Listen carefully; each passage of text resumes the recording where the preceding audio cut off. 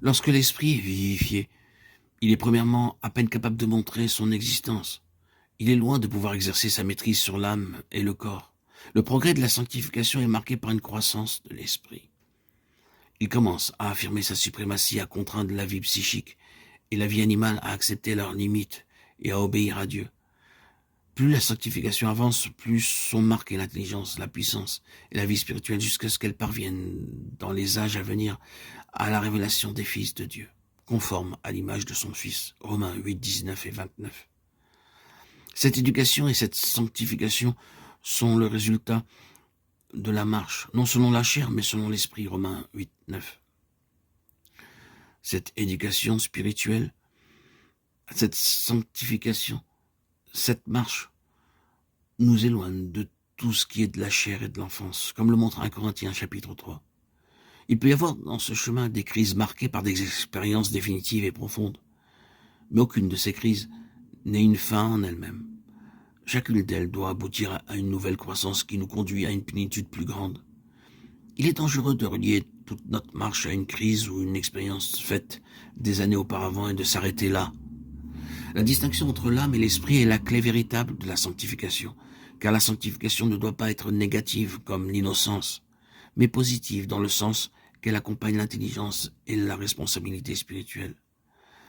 L'état de fils, qui est une seule et même chose que la sanctification, est une question de responsabilité spirituelle et morale dans la maison de Dieu. Nous naissons enfants, nous sommes des fils adoptés. L'adoption dans le Nouveau Testament n'introduit pas un étranger dans la famille, mais celui qui est né dans la famille atteint sa majorité et devient le représentant responsable de son père avec des droits. Le chapitre 7 des Romains parle de la condamnation par la loi, et la grosse question est celle de la délivrance de la mort, qui est devenue une chose si réelle, si terrible et si intolérable à cause du réveil spirituel expérimenté. Romains 6 montre que cette libération de la mort se fait par notre union avec Christ dans sa mort et sa résurrection. Romains 8 transfère la loi de l'extérieur, où elle agissait comme une obligation imposée à l'intérieur, où elle devient un pouvoir accordé. Ainsi, la nouvelle alliance est écrite dans l'esprit, par l'esprit du Dieu vivant. Voyez donc 2 Corinthiens chapitres 3 et 4. Cela nous aidera si nous pensons de nouveau à l'image mentale de Paul.